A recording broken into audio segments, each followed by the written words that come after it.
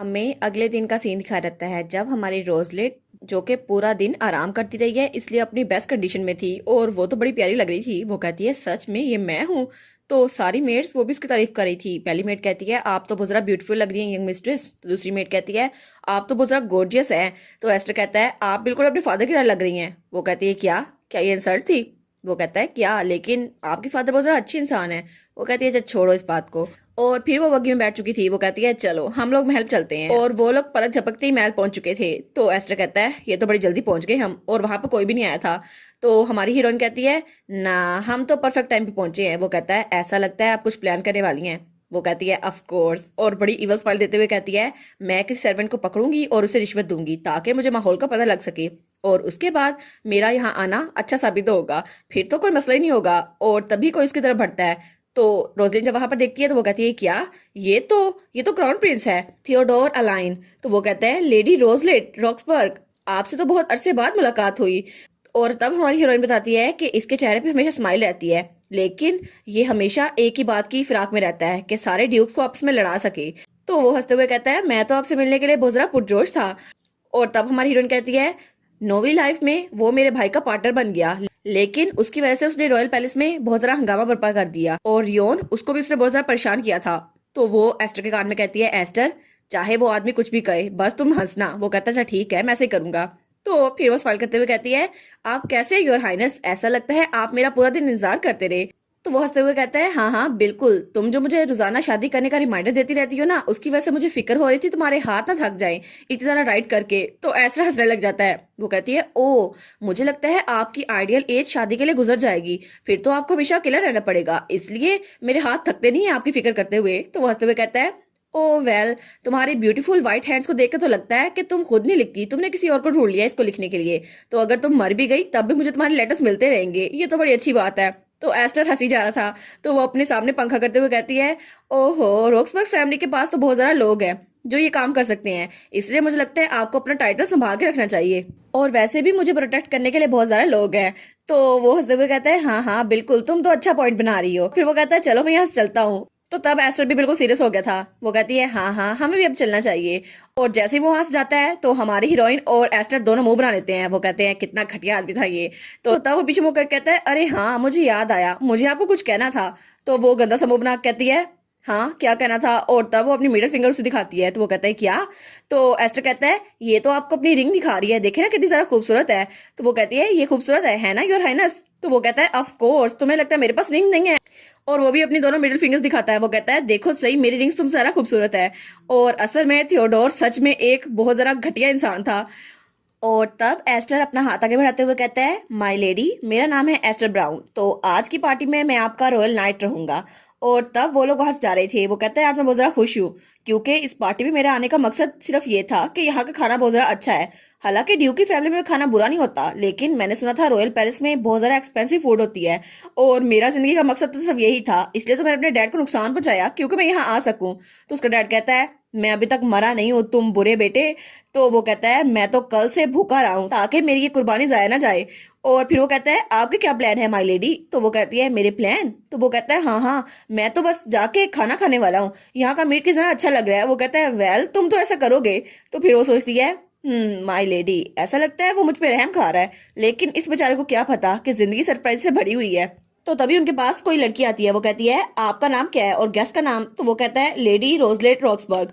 तो वो कहता है अब तो हम महल में पहुंच चुके हैं ना अब तो मैं जाके खाना खाऊंगा इसकी देखभाल नहीं करूंगा। तो वो लड़की कहती है फाइनली आप लोग यहाँ पर आ गए। फिर वो चिल्ला के कहती है रोक्सबर्ग फैमिली यहाँ पे पहुंच चुकी है। तो सब लोग उन्हीं को देखने लग जाते हैं। वो कहता है क्या। तो रोजलिट अपना मुंह पंखे से ढक लेती है। वो कहता है अब ये क्या भला है। तो सारी लड़कियां उसकी तरफ देखने लग जाती हैं। वो कहती है क्या लेडी रोक्सबर्ग। तो सब लोग वहां जमा हो जाते हैं। तो एस्टर कहता है क्या यहाँ पे क्या हो रहा है। तो सब कहते हैं वाह आप यहाँ पर पहुंच गई लेकिन आप हमें बताएं ना आपको अपने फादर ज्यादा पसंद है या आपकी मदर लेकिन आप यहाँ पर पहुंची कैसे कैरेज से या अपने रास्ते से। तो वो कहता है ये लोग यहाँ पर क्यों आ गए हैं प्लीज थोड़ा पीछे होकर बात करो। तो सब लोग उसका इंटरव्यू लेने लग जाते हैं। वो कहते हैं हमें पता नहीं था कि ड्यू की बेटी यहाँ पर आएगी इतनी अनइम्पोर्टेंट पार्टी में लेकिन मैं घर जाके अपनी मोम को बताऊंगा। और सब लोग उसी के बारे में बातें कर रहे थे। तो वो कहता है क्या लेडी मुझे बचाएं लेकिन रोजलेट तो वहां से भाग गई थी। वो कहता है क्या वो यहाँ से चली गई लेकिन क्यों। और रोजलेट वहां से खिसक चुकी थी। वो सोचती है मुझे माफ कर देना एस्टर, लेकिन अभी यहाँ पर सारे रॉयल फैमिली के बच्चे हैं जिनके पास और कोई काम नहीं है सिवाय चुगलियां करने के, इसलिए मैंने तुम्हारी कुर्बानी दे दी। अब तो आराम से मैं खाना खाऊंगी और तुम उनको भुगताना। और तब वो मीट का पहला पीस लेते हुए कहती है कोई बात नहीं एस्टर, मैं तुम्हें सारे खाने का रिव्यू अच्छे से दे दूंगी, डिटेल रिव्यू। लेकिन तभी वो मुंह में डालने लगती है तो पीछे से प्रिंस आ जाता है। वो कहता है क्या मेरे साथ डांस करना चाहेंगी यंग लेडी? तो वो गंदा सा मुंह बना के उसकी तरफ देखती है। वो कहती है इसको भी अभी यहाँ पहना था। तो तब वहां पे एक सूप पड़ा था, वो उसके अंदर हाथ डालती है और कहती है ओ मुझे माफ कीजिएगा, मेरे हाथों पे तो सूप गिर गया है, इसकी वजह से मैं डांस नहीं कर सकती। तो प्रिंस कहता है नहीं नहीं, आपको बस अपने हाथ धोने की जरूरत है। तो तब वो चुटकी बजाता है तो एक मिनट वहां पानी और टॉवल ले आई थी। वो कहता है वैसे भी आपकी बॉडी जरा स्टिफ हो गई है, आपने जरा स्ट्रेंज लेटर्स लिखे हैं, तो मुझे लगता है आपको डांस करना चाहिए।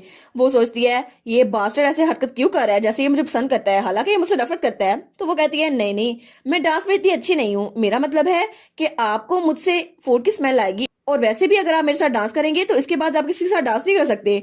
तो वो कहता है well it's okay my lady, क्योंकि आप मेरी लास्ट डांस पार्टनर हैं। वो कहती है सीरियसली, सच में? अब तो मैं भी क्यूरियस हो रही हूँ ये ऐसा क्यों कर रहा है। तो तब वो लोग डांस फ्लोर पे आ चुके थे। तो प्रिंस कहता है मैंने सुना था कि आपकी फैमिली में एक न्यू मेंबर ऐड हुआ है। तो वो बड़ा स्माइल करते हुए ये कह रहा था। तो हमारी हीरोइन कहती है हाँ वो रियोन है। तो हमारी हीरोइन गद्दा समूह बना के सोचती है मैं थक गई हूँ इस रियल स्टोरी से, आखिर ऑथर इतना डेस्परेट क्यों है कि ये गंदा आदमी मेरे भाई से मिल सके, लेकिन अगर ये मेरे भाई से मिलता तो मैं इसे जान से मार देती। वो कहती है हाँ हाँ बिल्कुल, वो बहुत जरा प्रीशियस और क्यूट है, और वैसे भी अगर आपने उसे टच किया तो आपको अपने पैदा होने पे भी रेगरेट होगा। वो कहता है ओहो माय लेडी, आपकी थॉट्स तो बहुत ज्यादा स्केरी हैं, और मुझे लगता है कि आप अपने भाई के लिए बहुत ज्यादा प्रोटेक्टिव हैं, इसलिए मैं तो और ज्यादा क्यूरियस हो रहा हूँ। तो हमारी हीरोइन स्माइल करते हुए कहती है आपको नहीं लगता कि आपकी भी बड़ी बहन और छोटा भाई है योर हाइनेस, तो अगर आपको अपनी फैमिली अजीज है तो मेरे बहन भाइयों से दूर रहना।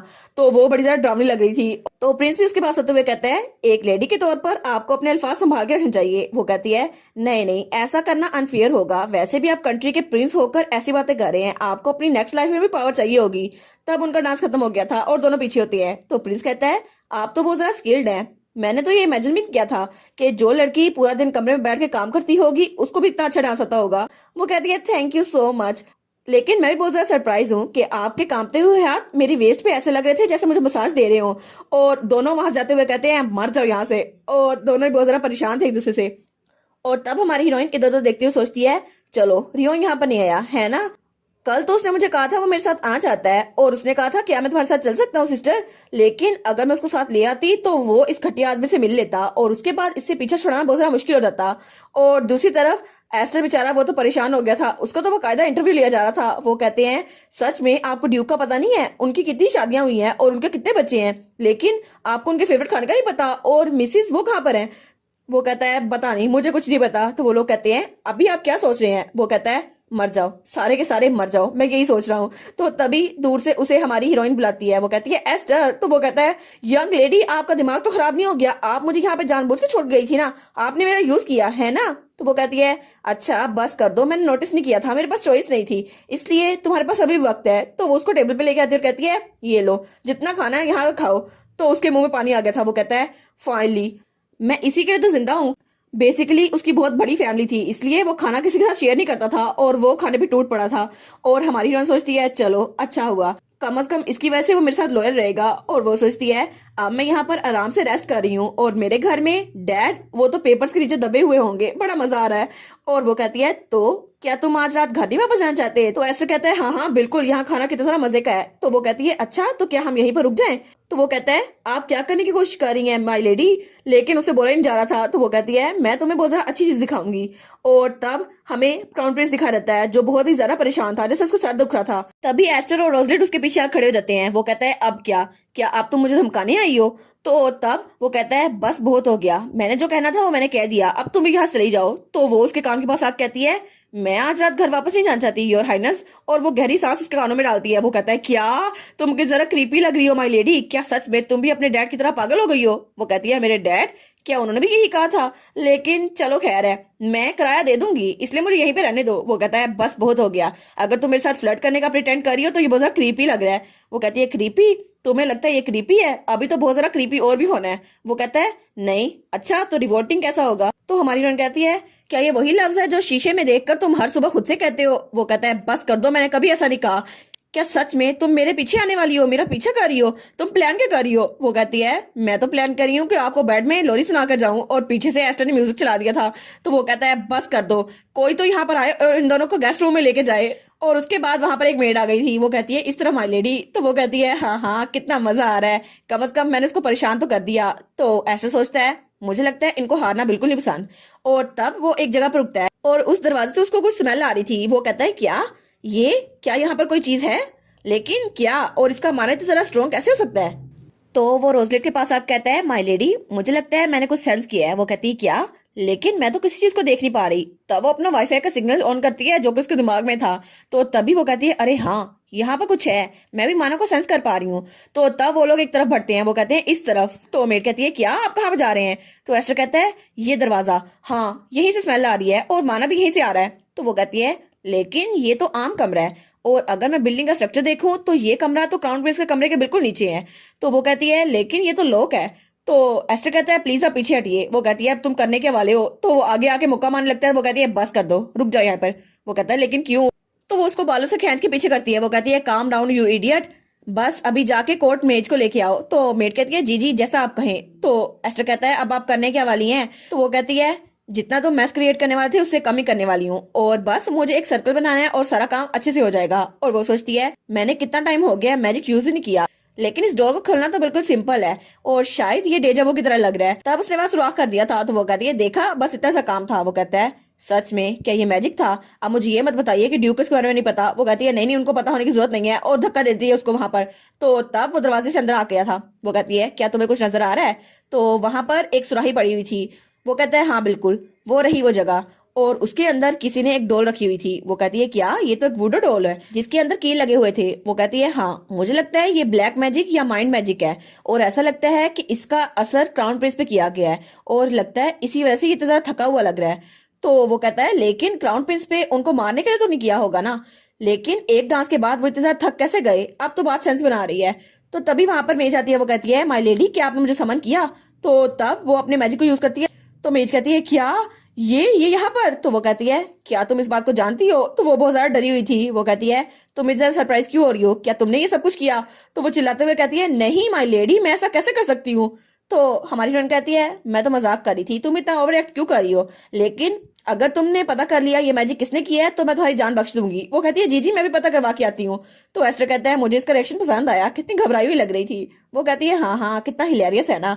तो तब वो मेड की तरफ मुड़ती है और कहती है ये तुम्हारे लिए है, और अपनी जेब में हाथ डालती है और फिर कहती है बस तुम इसको लो और भूल जाओ आज क्या हुआ था, ठीक है? तो मेड कहती है नहीं नहीं माय लेडी, मुझे माफ कीजिएगा, मैं इसका एक्सेप्ट नहीं कर सकती, और आप मुझे जितने मर्जी पैसे दे दें मैं इस बात को भूल नहीं सकती। तो तब उसने गोल्ड का पूरा ब्रीफकेस निकाल दिया था। वो कहती है ऐसी बात है? तो मेड कहती है आपको क्या लगता है मैं कौन हूँ? मैं तो इस बात को जानती नहीं, ना मैं इस जगह को जानती हूँ। और सब कुछ एक पल में सोल्व हो गया था और मेड ने उसकी बात मान ली थी। और फिर बहुत ज्यादा ट्विस्ट और टर्न के बाद अगले दिन वो अपने घर वापस आ गई थी और रियोन उसको लेने आया था। वो कहता है वेलकम होम सिस्टर। वो कहती है सच में तुम यहाँ पर हो, लेकिन बाहर तो बहुत ज्यादा ठंड है। वो कहता है मैं तो कल भी यहाँ पर आया था, लेकिन डैड ने कहा कि आप आ जाने वाली हैं तो मैं आज आ गया।